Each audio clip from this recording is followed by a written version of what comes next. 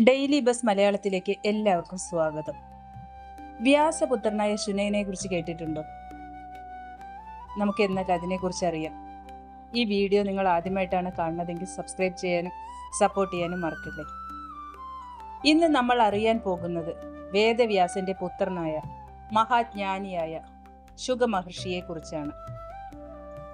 ഭാഗവത പുരാണം അനുസരിച്ച് അപ്സരസുകൾ ജനിച്ചത് കശ്യപ പ്രജാപതിക്കും അദ്ദേഹത്തിന്റെ പത്നിയായ മുനി എന്ന ഭാര്യയ്ക്കുമാണെന്ന് പറയപ്പെടുന്നു. ഈ ഗണത്തിൽപ്പെട്ട പ്രധാന അപ്സരസുകളിൽ ഒരാളാണ് ഗത്യാജി. ഗത്യാജി എന്നാൽ വെണ്ണ പോലെ ശരീരമുള്ളവർ എന്നർത്ഥം. ഒരിക്കൽ ഗത്യാജി പിതാവായ കശ്യപനിൽ നിന്നും തനിക്ക് ശ്രേഷ്ഠനും ജ്ഞാനിയുമായ ഒരു പുത്രൻ ജനിക്കണം എന്ന അനുഗ്രഹം വാങ്ങി. ഭൂമിയിൽ ഏറ്റവും ശ്രേഷ്ഠൻ വ്യാസനാണ് എന്നറിയിച്ച കശ്യപ മഹർഷി അവളെ ഭൂമിയിലേക്ക് അയച്ചു. ഒരു തത്തയുടെ രൂപത്തിൽ വ്യാസന്റെ ആശ്രമത്തിലെത്തിയ അവൾ വ്യാസനിൽ നിന്ന് ഒരു കുഞ്ഞിനെ ഗർഭം ധരിക്കുകയും ഒരാൺകുഞ്ഞിന് ജന്മം നൽകുകയും ചെയ്തു. വ്യാസൻ തനിക്ക് ജനിച്ച മകന് ശുഗൻ എന്ന് നാമം നൽകി.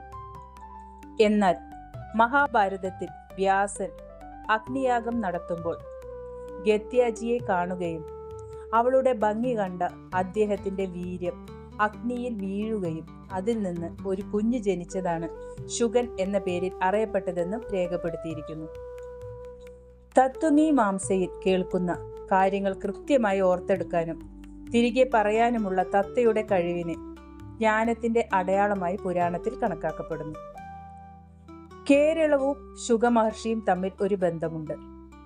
വ്യാസനിൽ നിന്ന് കിട്ടിയ ജ്ഞാനം മതിയാകുന്നില്ല എന്ന് മനസ്സിലാക്കിയ ശുഗൻ പിതാവിന്റെ ആവശ്യപ്രകാരം ദക്ഷിണ ഭാരതത്തിലേക്ക് യാത്രയാവുകയും ഇന്നത്തെ കേരളത്തിലെ മലപ്പുറം ജില്ലയിലെ എടപ്പാളിൽ എത്തിച്ചേർന്ന ശേഷം മഹാദേവന്റെ ജ്ഞാനഭാഗമാകുന്ന ദക്ഷിണാമൂർത്തിയെ ഉപാസന ചെയ്ത് സർവജ്ഞാനവും കരസ്ഥമാക്കി എന്ന് പറയുന്നു.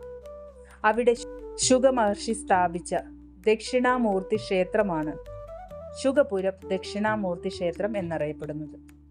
ഈ വീഡിയോ നിങ്ങൾക്ക് ഇഷ്ടപ്പെട്ടാൽ സബ്സ്ക്രൈബ് ചെയ്യാനും അതുപോലെ സപ്പോർട്ട് ചെയ്യാനും മറക്കല്ലേ. Thank you.